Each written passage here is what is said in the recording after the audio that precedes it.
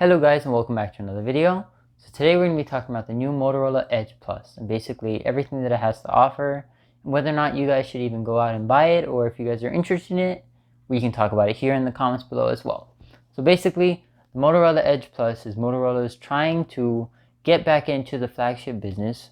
This phone starts off at $999, which is a pretty high price considering it's one of their first flagship devices in a very long time. Now, when this phone came out, I was kind of interested. It looks really nice.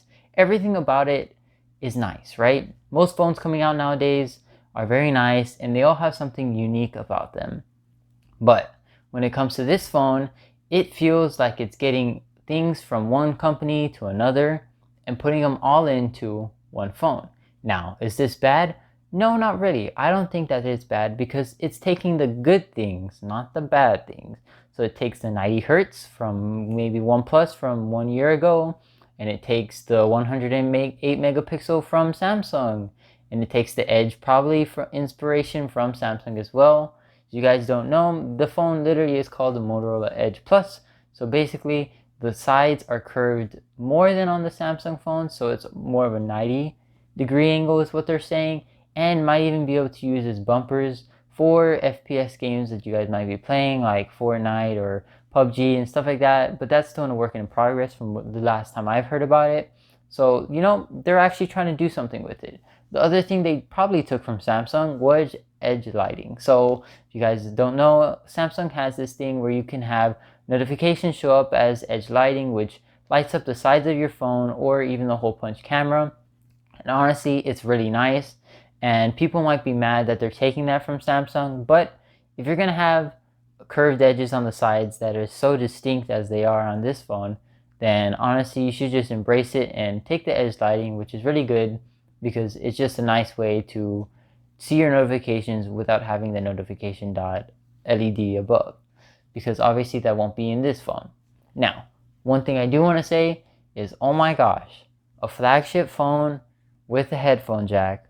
Who would have ever thought in 2020? Thank you. Thank you for adding a headphone jack. Anyways, now we got the headphone jack part out of the way. This phone has 90 hertz with FHD plus only. Now, is this bad? No, I don't really think so, because what they're saying is that the reason why they did this is to preserve as much battery life as they possibly can.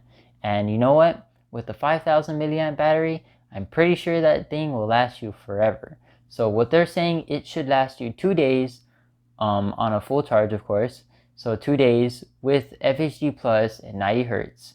Now, the reason why they didn't go for Quad HD and 120 hertz was obviously because it would hurt the battery life. But that raises the question, why is this phone worth $999 when you can get the OnePlus 8 Pro for $899 when it has Quad HD plus display with 120 hertz?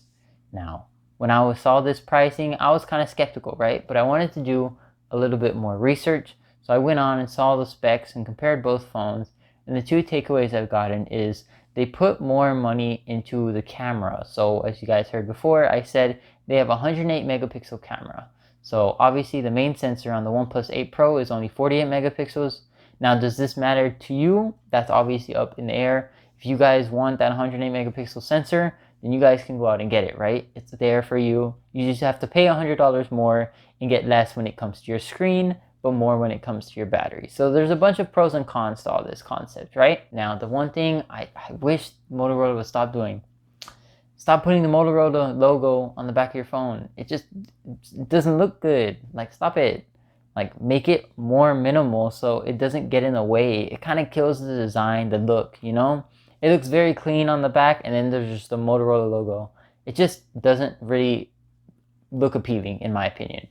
But yeah, other than that, this phone is honestly really good. It checks off all the boxes that you could think of. And if you guys are interested in this phone, of course, you guys can go out and get it. Let me know what you guys think about this phone in the comments down below. And if you're already new to my channel, it would mean a lot to me if you could like and subscribe for more content like this in the future. Anyways, I'll see you guys in the next video. Peace.